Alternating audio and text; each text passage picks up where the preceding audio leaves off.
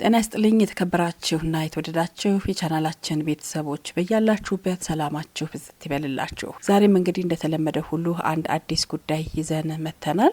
ከመረጃዎቹ ጋር ቆይታ እንድታደርጉ ስንጋብዝ ይህንን ቻናል ላይክ፣ ሰብስክራይብ ማድረጋችሁ እንዳትዘነጉ በማስታወስ ነው። እንግዲህ በትላንትናው ዕለት ህይወታቸው ያለፈው ሊቀ ጳጳስ ፍራንሲስ ታሪካቸው ምን ይመስላል የሚለውን ነገር ነው የምንመለከተው። ከምሽት ክበብ ጋርድነት እስከ ኳስ ተጫዋች ደጋፊነት፣ ከኳስ ተጫዋች ደጋፊነት እስከ ጵጵስና ያለውን ሂደት እየተመለከተን ምን ቆይና የሚሆነው አብራችሁ እንድትቆዩ በአክብሮት እንጋብዛችኋለን። ወደ ጉዳዩ እንሻገራለን። በቀዳሚነት የምንመለከተው የሮማው ሊቀ ጳጳስ ፍራንሲስ አስገራሚ ህይወት ምን ይመስላል የሚለውን ነው። እንግዲህ በጠና ታመው ሰንብተው ሰኞ ዕለት ማለት ነው በትላንትናው ዕለት ሚያዝያ 13 ቀን 2017 ዓመተ ምህረት ህይወታቸው ያለፈው ሊቀ ጳጳስ ፍራንሲስ ታሪካቸው ደማቅ እንዲሁም ደግሞ ጉራማይሌ እንደሆነ ነው የሚነገርላቸው።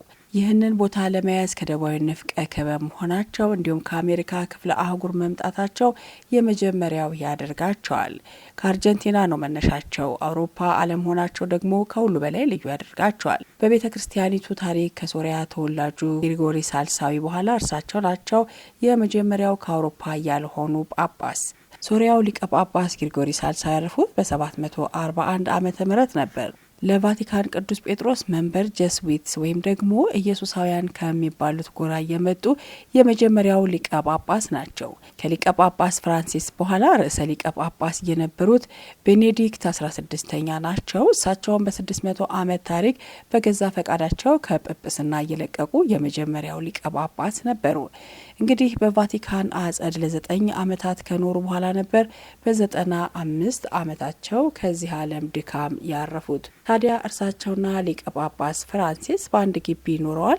በተደጋጋሚም እየሄዱ ይጠይቋቸው እንደነበር ነው ታሪክ የዘገበው። በዚህ ብቻ ላበቃም ፍራንሲስ በተለይም ቅልጥ ያሉ የእግር ኳስ ቡድን ደጋፊ እንደነበሩ ቢቢሲ ዘግቧል። የጵጵስና ስማቸው ርዕሰ ሊቃነ ጳጳሳት ፍራንሲስ ናቸው። የመታወቂያ ስማቸው ደግሞ ጆርጅ ማሪዮ በርጎሊዮ ይባላሉ። ትውልዳቸው ከአርጀንቲና ዋና ከተማ ቦነስ አይረስ ነው።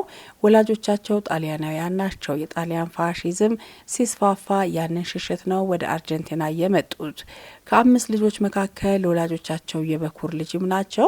ጆርጅ ማሪዮ በርጎሊዮ የአሁኑ ሊቀ ጳጳስ በጉርምስና ዘመናቸው የሳን ሎሬንዞ የእግር ኳስ ደጋፊ እንደነበሩ ይታወቃል። ታንጎ ዳንስ ነፍሳቸው እንደነበረም ነው የሚነገረው። ድሮ እንግዲህ ክፉኛ ሳምባ ታመው ነበረ። ከሞት ነው የተረፉትም ነው የሚባልላቸው። ይህ የሳምባ በሽታ ታዲያ ህይወታቸው ሙሉ ሲከተላቸው ነው የኖረው። በወጣትነታቸው በአንድ ወቅት የምሽት ክበብ አሳላፊ ሆነው ሰርተዋል። ስራቸውን በር ላይ ማስተናበርና ክበቡን ማጽዳት ይጨምር ነበረ። ከዚያ በኋላ እንግዲህ በኬሚስትሪ ባለሙያነት ተመረቁ። በአንድ ፋብሪካ ውስጥ ከዝነኛው ባዮኬሚስት አስቴር ባሌስትሮኒ ጋር ሰርተዋል። ይህች ሴት የአርጀንቲናን ወታደራዊ አገዛዝ በመቃወም ነው የምትታወቀው። በኋላም ብዙ ስቃይ ደርሶባት ተገላለች። አስክሬኗም ደብዛው ጠፍቶ ሳይገኝ እንደቀረ እስካሁን ድረስ ይነገራል። ከዚህ በኋላ ነው እንግዲህ በርጎሊዮ ወይም ደግሞ የአሁኑ ሊቀ ጳጳስ ጀስዊት የሆኑት። ፍልስፍናን፣ ስነ ጽሁፍንና ስነ ልቦናንም እንዳጠኑ ነው የሚነገርላቸው። ገና ወደ ጵጵስናው ሲመጡ ጀምሮ ነገሮችን በተለየ መልኩ እንደሚተገብሩ ይናገሩ ነበረ። ለዚህም ነው ህይወታቸውን ቀለል አድርገው የሚመለከቱ ጳጳስ ተብሎ የሚነገርላቸው። ለምሳሌ ጵጵስናን ሲቀበሉ በመንበር ላይ ቁጭ ብለው ከመቀበል ይልቅ ቆመው ነው የተቀበሉት። ይህ የተለመደ አልነበረም። እንደ አውሮፓውያኑ አቆጣጠር በህዳር 13 2013 ሊቀ ጳጳስ ፍራንሲስ በቅዱስ ጴጥሮስ የቫቲካን ሰገነት ብቅ ብለው ታዩ። ቀለል ያለ ነጭ መጎናጸፊያ ለብሰው ነበር በዛ ወቅት የታዩት ማለት ነው። ለጵጵስና የመረጡትም ስም በ13ኛው ክፍለ ዘመን ሰባኪና የእንስሳት ወዳጅ የነበሩትን የቅዱስ ፍራንሲስ አሲሲስን ስም ነበረ። ጆርጅ ማርጎሪዮ ሊቃነ ጳጳስ ፍራንሲስ ተብለው ተቀቡ። ሽብርቅርቅና ሽቅርቅር ማለት ልክ እንዳልሆነ ነው የሚናገሩት። ከልክ ያለፈ ድግስ ምቾት እንደማይሰጣቸውም ነው የሚናገሩት። ሰው የሚል ነገር ይመርጣሉ። ወደ ነዳያን ይቀርባሉ። ለምሳሌ ቫቲካን ለጳጳሳት የምታቀርበውን ውድ ሊሙዚን ፊት ነስተውታል። ይልቁንም ሌሎች ካርዲናሎችን በሚያመላልሰው የህዝብ አውቶቡስ መሳፈርን ይመርጣሉ። በዚህ ቀለል ያለ ህይወት ዘይቤያቸው ከ1.2 ቢሊዮን ለሚልቁ ምእመናኖች ምሳሌ እንደሆኑ ነው የሚመሰከርላቸው። ለድሆች የምትቆም ኩርምት ያለች ቤተክርስቲያን እንዴት እንደምትማርከኝ በሚል አነጋገራቸውም ነው የሚታወቁት። ከዚህ ባሻገር በሊቀ ጳጳሱ ላይ የሚሰነዘሩ በርካታ ነቀፌታዎችም ነበሩ። እንግዲህ ብዙ አድናቂዎች ወዳጆች እንዳላቸው ሁሉ ከዚህ ባሻገር ደግሞ በርካታ ነቀፌታዎችም ይሰነዘርባቸዋል። ለምሳሌ ለተመሳሳይ ጾታ አፍቃሪያን ያሳዩት ሁኔታ ከዚህ መካከል የሚጠቀስ ነው። በታሪካቸው ጥቁር ጠባሳ ተብሎ የሚነሳው ሌላው አርጀንቲና ካርዲናል ሳሉ ለወታደራዊ መንግስት አጉብድደዋል የሚል ክስ ቀርቦባቸውም ያውቃል።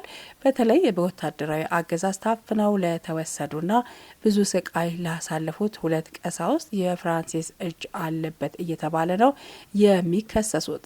እንግዲህ ይህ በአርጀንቲና ቆሻሻው ጦርነት ወይም ደግሞ ደርች ዋር ዘመን የሆነው ነው።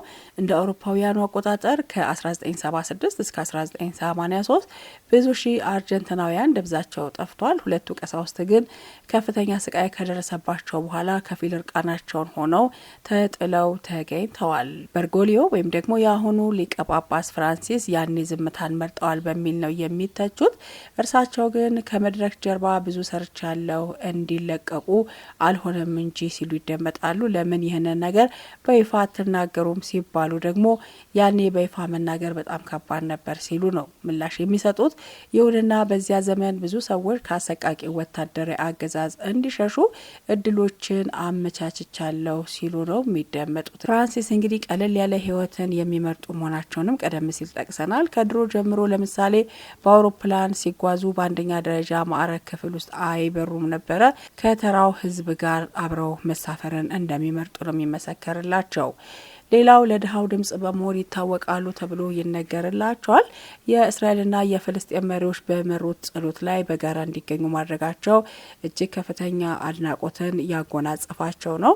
ከዚህ ባሻገር በአክራሪ ሙስሊም ጥቃቶች ምክንያት እስልምና ማውገዝ ልክ አለመሆኑን መናገራቸውም የሚጠቀስ ነው። ስለ እስላማዊ ጥቃት ከተናገር ካቶሊካዊ ጥቃቶችም ስላሉ እነሱንም መናገር ይኖርብኛል በሚል አገላለጻቸው ብዙዎች አይዘነጓቸውም።